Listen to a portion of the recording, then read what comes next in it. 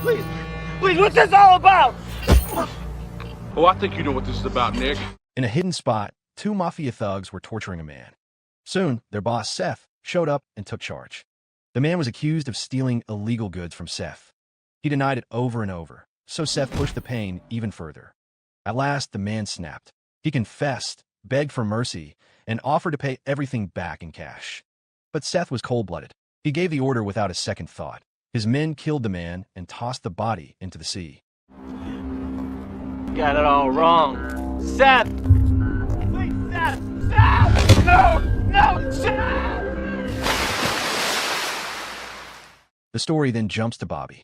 At home, he was cutting wood with a chainsaw. When a machine broke, he didn't stop. He used a quick karate move to split the log. Just then, his wife Dawn called out. Their daughter, Brianna, was floating in the pool.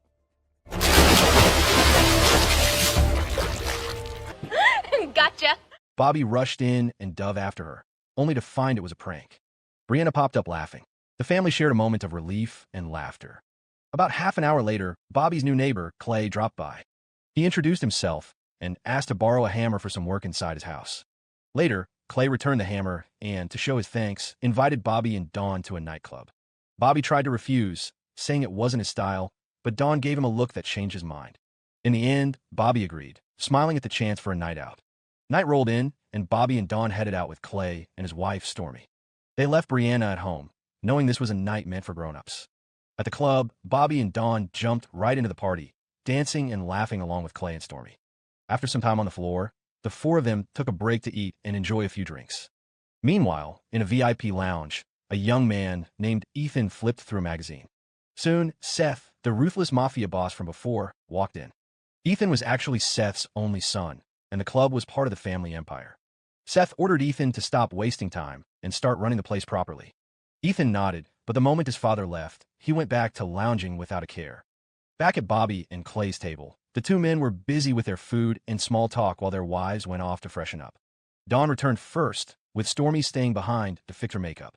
On the way back, Dawn crossed paths with Ethan. Driven by twisted desire, Ethan tried to corner her. Dawn tried to slip past him, but he grabbed her and forced her into his private room. I like it rough. You aggressive ones, huh? No! Get off! Ah! Oh my God! At the same moment, Stormy came back to the table. Bobby asked where Dawn was, and Stormy answered that she thought Dawn had already returned. Sensing something was wrong, Bobby jumped up and went searching for Dawn. He checked the restroom, but found nothing, then pushed through the packed dance floor, scanning every face. Suddenly, he heard Dawn scream from behind a closed door. Without wasting a second, Bobby charged over. Clay and Stormy followed close behind, fear written all over them. Bobby kicked in the door and found Ethan forcing himself on Dawn. He tore Ethan away and threw him aside. Enraged, Ethan pulled out a knife and lunged at Bobby. In the struggle, Bobby twisted him around, and Ethan stumbled back onto the sofa. The blade drove into his own body, killing him on the spot. Clay froze at the sight. The shock hit hard when he realized who Ethan really was, Seth's only son. They were now deep in danger. Meanwhile, Seth was busy sealing a dirty deal with the police chief, Briggs.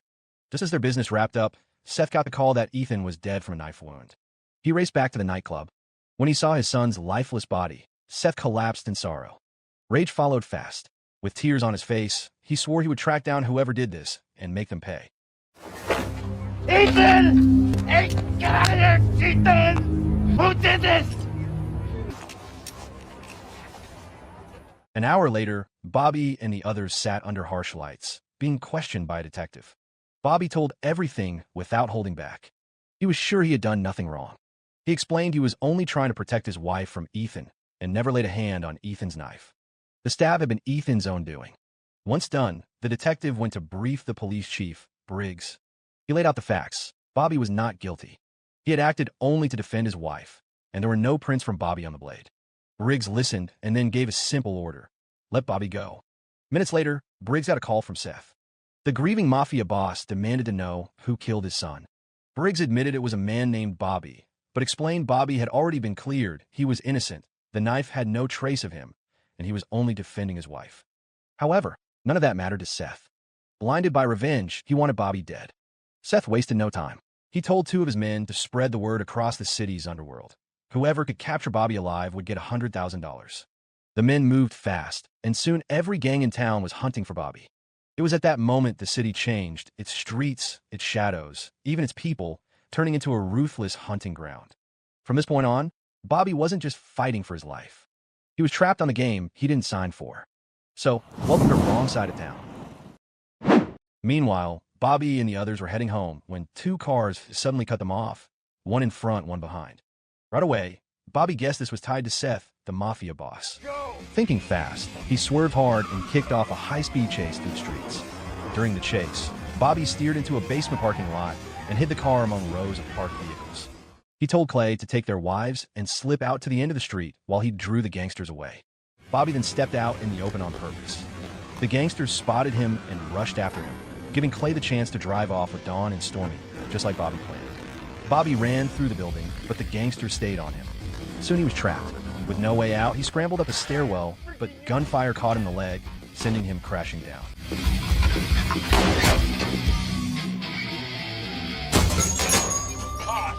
Shit! The gangsters saw him fall, and, with police sirens growing louder, they took off, sure he was dead. But Bobby wasn't finished. He had only faked it. Hurt but alive, he pulled himself up and limped down the street, finally reaching Clay and the others who were waiting just as planned. When they arrived, Bobby ordered Dawn, Clay, and Stormy out of the car, saying it was no longer safe. He led them on foot toward the police station. But just before they could reach it, a red car pulled up, blocking their path. Three gangsters jumped out, ready to grab Bobby. Right then, Bobby learned why every thug in the city was after him. Seth, the Mafia boss, had put a $100,000 bounty on his head, alive. That's when it hit Bobby that he was now the target of a citywide hunt. Without wasting time, he sprang into action. Using his combat skills, Bobby took down two of the gangsters fast, then turned his gun on the last one. They hijacked the red car and sped off to the police station. There, Bobby demanded protection, warning the police that if they didn't step in, he would take on Seth's men himself and didn't want them getting in the way. Briggs, the police chief, asked who Bobby really was to be so fearless. Bobby then showed his ID. It turned out he was a former Special Forces soldier who had seen action in war zones around the world. Shocked, Briggs promised to try to calm Seth down. He gave Bobby his personal number and told him to go home for now, but to call right away if anything else happened. Bobby and the others finally chose to take a taxi home, hoping to slip by without more trouble. Well, sorry, department policy.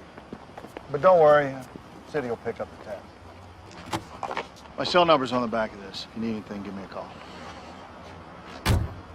Thank you, Detective. But along the way, the driver pulled into a gas station, saying he was nearly out of fuel. He then stepped out, claiming he needed the restroom. Within moments, several gangster cars rolled in and boxed him in. Bobby had no choice but to get out and face them. The gang leader said they only wanted Bobby to come quietly. But Bobby refused. Instead, he braced himself and started taking them down one by one. Going someplace, buddy? You get out of my way before you find out what happens when I lose my sense of humor. You know, maybe you really need to take that up with an animal over here. In the middle of the chaos, Bobby went head-to-head with a massive thug. It was a brutal clash, but Bobby's combat skills won out, and he dropped the giant.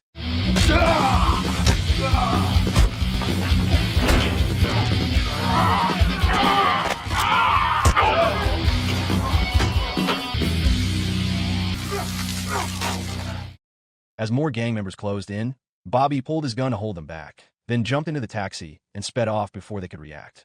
After a short drive, Bobby stopped in a quiet spot. He told Clay to take the others home while he went to find an old friend. Dawn didn't want to leave without him, but Bobby promised he'd catch up soon. Bobby then parted ways with them and set off on foot. He walked until he reached a bar owned by Big Ronnie, a man who had once fought by his side in the Special Forces. Bobby was hoping for help. He told Ronnie he was being hunted by Seth. When Ronnie heard Seth's name, he tensed up and asked if Bobby was the one who had killed Ethan, Seth's son. Bobby made it clear that Ethan's death was caused by his own actions. Still, Ronnie shook his head.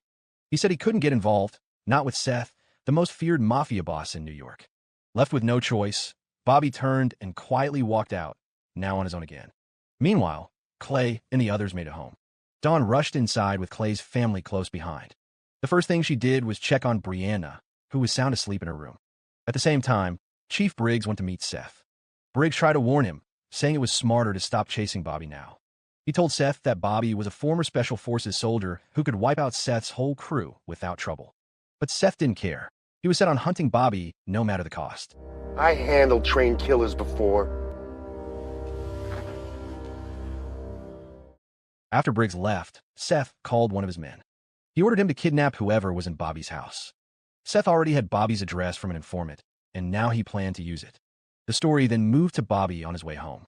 As he walked through a quiet park, he was suddenly trapped by a swarm of gang members, all hungry for the bounty Seth had placed on him. Their leader pulled a gun, but Bobby wasn't about to give up. A fierce fight broke out, one man against many. Bobby fought hard, dropping thug after thug, but the numbers wore him down. Soon he was cornered, beaten, and breathless. Just as they were about to drag him off, Big Ronnie showed up and ordered them to back off. The gang leader fired back, saying Seth was offering $100,000 for Bobby, and even tried to cut Ronnie in for a share. With his bar failing, Ronnie seemed to take the offer. Bobby's face fell. He couldn't believe Ronnie would turn on him after all they'd been through. He reminded Ronnie of the times he had saved his life in war. Ronnie stood there silent, torn. Then he made his choice. He spun around and shot the gang leader dead, then turned his gun on the rest. I said I changed my mind. Let him go. You're taking him in. He's worth $100,000. I'm taking him in. Am I not speaking English? I said I'm taking him in. Terrified, they ran off without a fight. Before they parted ways, Ronnie apologized for almost letting greed blind him. Bobby told him it was all right and thanked him for stepping up when it mattered most. Soon after, Bobby finally got home. He found Dawn asleep and quietly checked on her. Bobby went into the bathroom to treat his wounds, then returned to the bedroom to rest. But when he tried to hold her, shock ran through him, her mouth was gagged, and her hands were tied. Bobby ripped off the gag. Through tears, Dawn told him Seth had taken Brianna. Seth wanted Bobby to come alone to the docks under the bridge if he ever wanted to see his daughter alive again. Bobby didn't waste a second. He suited up in his combat gear, loaded his weapons, and set out that same night, ready to finish Seth and his crew once and for all. After Bobby left, Dawn called Chief Briggs and told him everything. Briggs raced to the docks, hoping to get there before Bobby. When he arrived, he pleaded with Seth to let Brianna go, saying she was just a child. Briggs once again argued that Ethan's death was on Ethan, not Bobby. Seth fired back, demanding to know why a crooked cop would care. Briggs admitted he wasn't clean, but he couldn't watch this happen. He had a daughter the same age as Brianna. For a moment, Seth seemed to give in. He told Briggs to take the girl. But then, without warning, he pulled his gun and shot Briggs dead, right there in front of Brianna.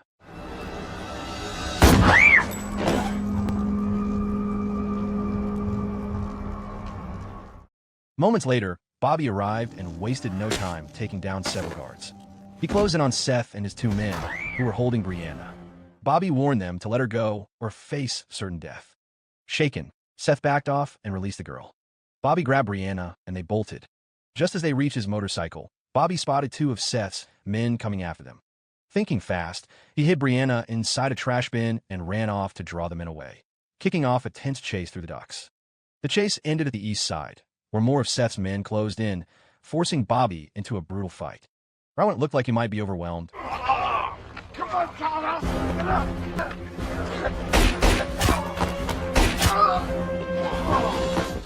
Big Ronnie showed up, and even the odds. But at the same time, Seth discovered where Brianna was hiding. Back on the docks, Bobby and Ronnie faced Razor, Seth's top enforcer, who stepped up for a fight. Ronnie told Bobby to go after Brianna while he held Razor off. Bobby agreed and took off running. In a clash that followed, Razor soon found himself cornered and chose to run rather than keep fighting. In the end, Bobby made it back to the trash bin where he had hidden Brianna. But it was too late. Seth was already there, holding her hostage. Bobby demanded to know why Seth was doing all this, saying he hadn't killed Ethan. Seth answered coldly that it didn't matter. Someone had to pay for his son's death. Bobby then pressed him on what he really wanted. Seth made it clear he wanted Bobby dead. That was the only way to settle the score. Hearing this, Bobby stood firm and told Seth to do what he came to do. But when Seth moved in for the kill, Bobby struck first. In a sudden burst, he turned the tables and left Seth fatally wounded. Thinking Seth was dead, Bobby quickly pulled Brianna close and told her how sorry he was for dragging her into this nightmare. But then Seth moved, he was still alive and reaching for a weapon. Bobby caught it just in time and made sure Seth was truly finished.